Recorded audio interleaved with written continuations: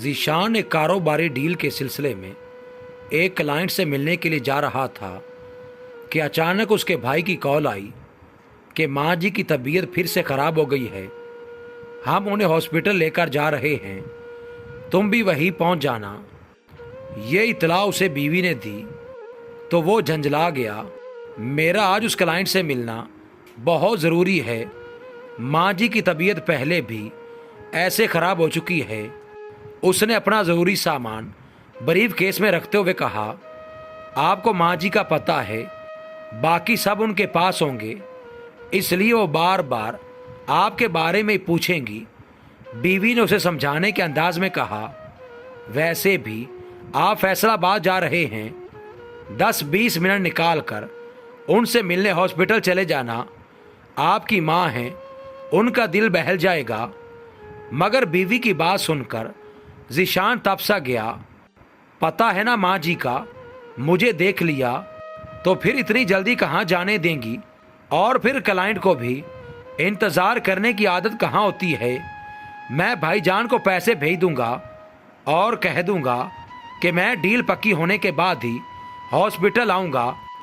ज़ीशान ने हतमी अंदाज में कहा तो उसकी बीवी ने भी बात ख़त्म कर दी। ज़ीशान ने उसी वक्त गाड़ी निकाली और फैसलाबाद के लिए चल पड़ा। ये डील उसके कारोबार के लिए बहुत अहम थी और इसके लिए वो कुछ भी करने को तैयार था।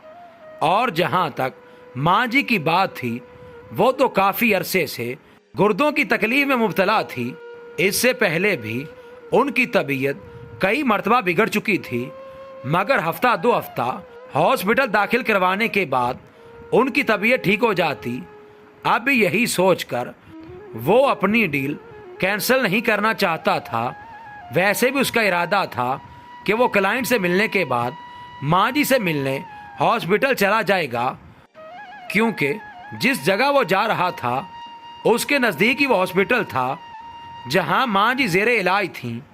ज़ीशान को अंदाज़ा था कि माँ जी उसका इंतज़ार कर रही होंगी और देर से जाने पर उस पर गुस्सा भी करेंगी, मगर माएँ अपने बेटों से ज़्यादा देर तक नाराज़ नहीं रह सकती। इसलिए वो मुतमईन था कि वो उन्हें मना लेगा। फ़िलहाल उसके लिए ये डील अहम थी, क्योंकि ऐसे मौके बार बार ज़िंदगी में नहीं आते।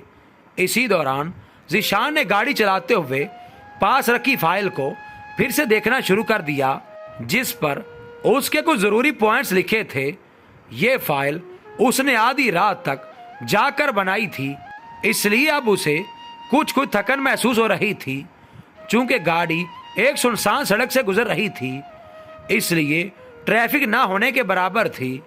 ज़ीशान ड्राइविंग के साथ साथ फाइल को भी देखे जा रहा था, ताकि क्लाइंट के सामने उसका अच्छा तासुर पड़े।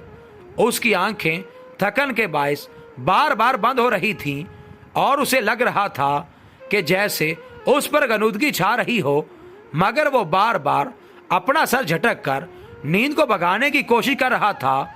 और इस कोशिश में वो काफ़ी हद तक कामयाब हो चुका था, क्योंकि सामने फैसलाबाद शहर का साइन बोर्ड नज़र आ रहा था।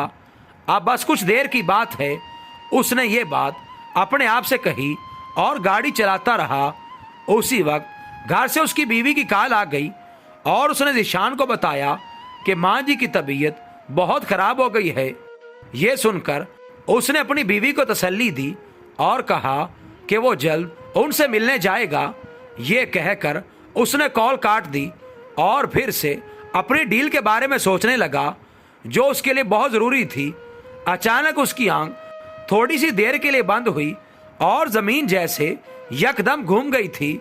उसने गाड़ी के सामने एक ट्रक को आते देखा और उसने खौफ से अपनी आंखें बंद कर लीं। चंद सानिये के बाद उसने आंखें खोल लीं तो सामने आता ट्रक दूसरी तरफ मुड़ चुका था। वो एक बड़े हादसे से बाल बाल बच गया था।